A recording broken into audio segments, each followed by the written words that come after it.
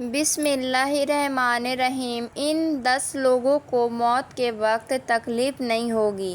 ایسے 10 لوگ جن کو موت کے وقت تھوڑی سی بھی تکلیف نہیں ہوگی، وہ خوش نصیب 10 لوگ یہ ہیں۔ نجات کے وقت مسلمان کو جو تکلیف ہوتی ہے، اس پر اللہ رب العزت کی جانب سے نیکیاں عطا کی جاتی ہیں، جیسے کہ سنن ابن ماجہ میں بات روایت حضرت عائشہ رضی اللہ عنہا سے مروی ہے کہ رسول اللہ صلی اللہ علیہ وسلم ان کے پاس تشریف لائے، اس حال میں کہ ان کے پاس ان کا کوئی قریبی رشتہ دار موت کی سختی میں مبتلا تھا۔ رسول اکرم صلی اللہ علیہ وسلم نے مشاہدہ فرما کر حضرت عائشہ رضی اللہ تعالیٰ عنہا سے فرمایا، اپنے رشتہ دار پر غمگین نہ ہو، اس لیے کہ اس کی نیکی ہے۔ نیز حضرت عائشہ رضی اللہ سے اس مضمون کی روایت ہے کہ جب سے رسول اکرم صلی اللہ علیہ وسلم کی وفات کی تکلیف میں نے دیکھی، اب میں کسی مسلمان میت کی حالت نجا کی تکلیف کو اس کے حق میں برا نہیں سمجھتی۔ بس مذکورہ حدیث سے معلوم ہوتا ہے کہ نجا کے وقت ہونے والی سختی مرنے والے کی بدعملیوں کا ہرگز نتیجہ نہیں ہوتا۔ مسلمان کے حق میں اس پر اجر و ثواب اور گناہ کی امید ہی رکھنی چاہیے۔ ناظرین، 10 لوگوں کو مرتے وقت تکلیف نہیں ہوگی۔ حضرت سیدنا عثمان غنی رضی اللہ تعالیٰ عنہ نے فرمایا، دنیا میں 10 لوگ ایسے ہیں جن کو مرتے وقت تکلیف نہیں ہوگی، ان کی روح آسانی سے نکلے گی۔ حالت نجا میں انسان کی آدھی روح اندر ہوتی ہے اور آدھی روح باہر ہوتی ہے اور بندہ تکلیف میں ہوتا ہے۔ اس وقت انسان کو پیاس اتنی لگتی ہے کہ انسان یہ چاہتا ہے کہ سمندر کا پانی پی جاؤں، اور اگر بالفرض ساتوں سمندر کا پانی وہ پی بھی جائے، پھر بھی اس کی پیاس کبھی ختم نہیں ہوگی۔ روح نکلتے وقت انسان کو جو تکلیف ہو رہی ہوتی ہے، وہ قابل بیان ہے۔ سیدنا عثمان غنی رضی اللہ عنہ نے فرمایا، یہ 10 لوگ ایسے ہیں جن کے انہیں مرتے وقت ذرا بھی تکلیف نہیں ہوتی۔ یعنی موت آسان ہوگی۔ اور بغیر تکلیف کے پوچھا گیا کہ جناب وہ کون سے لوگ 10 لوگ ہیں جنہیں موت کی سختی میں بھی نرمی میسر ہوگی؟ تو فرمانے لگے، سب سے پہلا شخص وہ جو اپنے ماں باپ کی موت کے بعد، یعنی ماں باپ کے مرنے کے بعد وراثت کا حصہ اپنی بہنوں کو پہنچانے میں جلدی کرتا ہے۔ یعنی وراثت کا حصہ اپنی بہنوں کو جلد اور بروقت پہنچاتا ہے۔ ایسا نہ ہو کہ بہن کے بچے بھوک سے بلکتے رہیں اور تم بہن کے حق پر قبضہ کیے بیٹھے رہو، اور بہن اس انتظار میں رہی کہ میرا بھائی کب مجھے میرے ماں باپ کی وراثت سے حصہ دے گا۔ بہت بار یہ بھی دیکھنے میں آتا ہے کہ بہن کی شادی نہیں ہوئی، جبکہ والدین دنیا سے رخصت ہو گئے، تو بھائی نے کہا کہ کوئی بات نہیں، جب بہن کی شادی کروں گا تو اس کا حصہ اسے دہیج کی صورت میں دے دوں گا۔ یاد رہے کہ اسلام میں بہنوں کو دہیج دینا فرض نہیں، جبکہ ان کا وراثتی حق دینا فرض ہے۔ دراصل عورت کو دہیج دینا یہودیوں کی رسم ہے۔ اسلام اس کی ترغیب نہیں دیتا، لیکن اسلام میں عورت کا وراثتی حصہ دینا فرض واضح رہے۔ والدین کے ترکے میں جس طرح ان کی نرینہ اولاد کا حق و حصہ ہوتا ہے، اسی طرح بیٹیوں کا بھی اس میں شرعی حق و حصہ ہوتا ہے۔ والدین کے انتقال کے بعد ان کے ترکے پر بیٹوں کا خود تنہا قبضہ کر لینا اور بہنوں کو ان کے شرعی حصہ میں محروم ناجائز اور سخت گناہ ہے۔ بھائیوں پر لازم ہے کہ بہنوں کو ان کا حق و حصہ اس دنیا میں دے دیں، ورنہ آخرت میں دینا پڑے گا، اور آخرت میں دینا آسان نہیں ہوگا۔ حدیث مبارکہ میں اس پر بڑی وعیدیں آئی ہیں۔ حضرت سعید بن زید رضی اللہ تعالیٰ عنہ فرماتے فرماتے ہیں کہ رسول اللہ صلی اللہ علیہ وسلم نے فرمایا، جو شخص کسی والست بھر زمین بھی اجرائے ظلم لے گا، قیامت کے دن 7 زمینوں میں سے اتنی زمین اس کے گلے میں طوق کے طور پر ڈالی جائے گی۔ ایک اور حدیث مبارکہ میں ہے، حضرت انس رضی اللہ تعالیٰ عنہ فرماتے ہیں، رسول صلی اللہ علیہ وسلم نے فرمایا، جو شخص اپنے وارث کی میراث کاٹے گا یعنی اس کا حصہ نہیں دے گا تو اللہ تعالیٰ قیامت کے دن ان کی جنت کی میراث کاٹ لے گا۔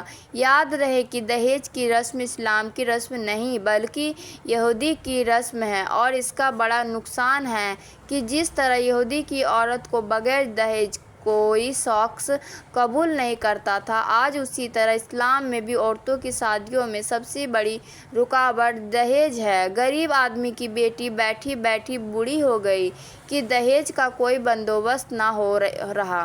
اسی طرح اگر کوئی شخص یہ کہے کہ میں بہن کا وراثتی حصہ تو نہیں دے سکتا، البتہ جب اس کی شادی کا وقت ہوگا تو دہیج دے دوں گا، لہٰذا فرمایا گیا کہ بہنوں کو بروقت حصہ دینے والے کی روح موت کے وقت بڑی آسانی سے نکلتی ہے۔ ناظرین، بہن کا حق کھانا ایسا ہے جیسے خنزیر کا گوشت کھانا۔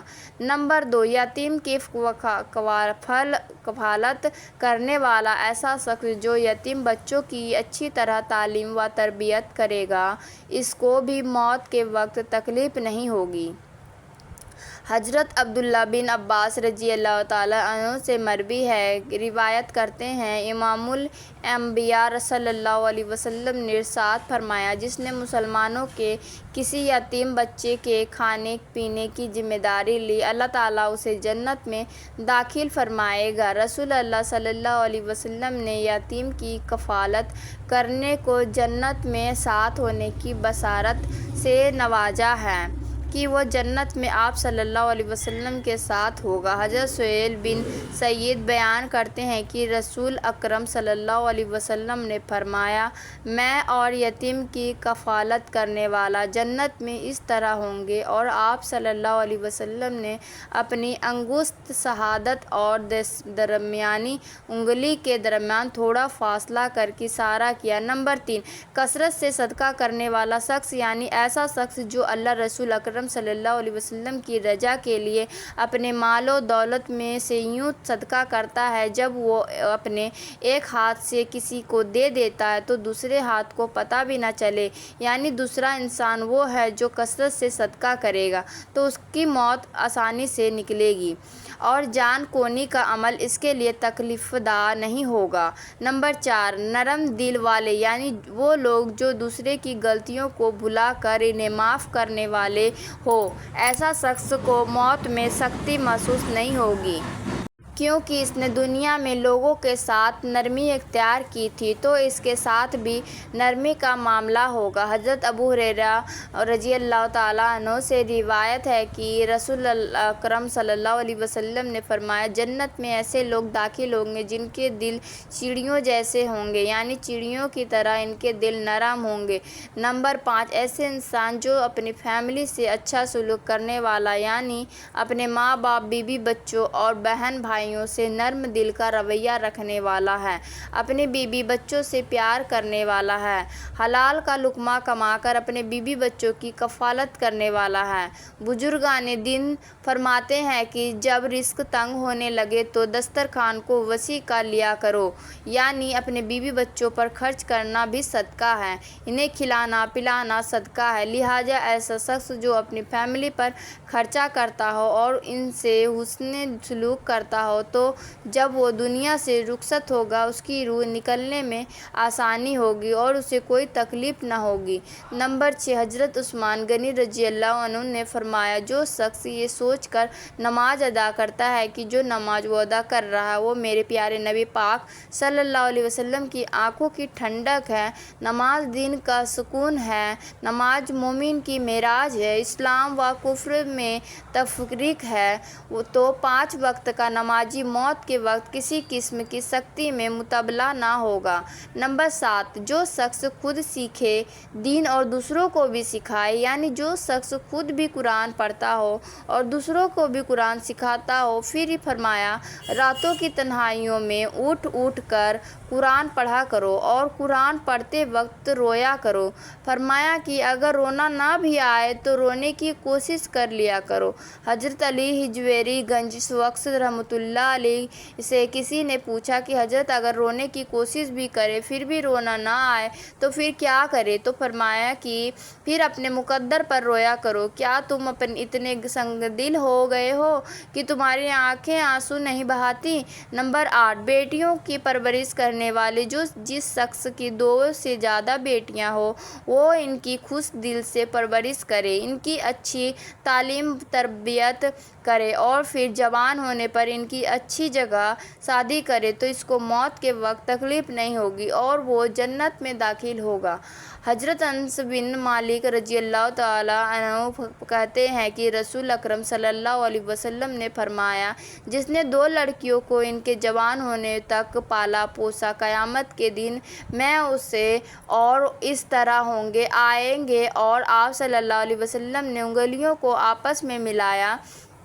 نمبر 9، راتوں کو قیام کرنے والوں کو بھی موت کے وقت تکلیف نہیں ہوگی۔ نمبر 10، وضو کے بعد 2 رکعت نماز نفل تحیۃ الوضو باقاعدگی سے ادا کرنے والے کی روح بھی آسانی سے نکلے گی اور اسے کسی قسم کی تکلیف نہیں ہوگی۔ اللہ تعالیٰ سے دعا ہے کہ اللہ ہم سب مسلمانوں کی موت کے وقت کی سختیوں کو دور فرما کر ہمارا خاتمہ ایمان پر فرمائے، آمین۔ ناظرین، کمنٹ باکس میں اللہ تعالیٰ کے 99 ناموں میں سے ایک نام ضرور ٹائپ کریں۔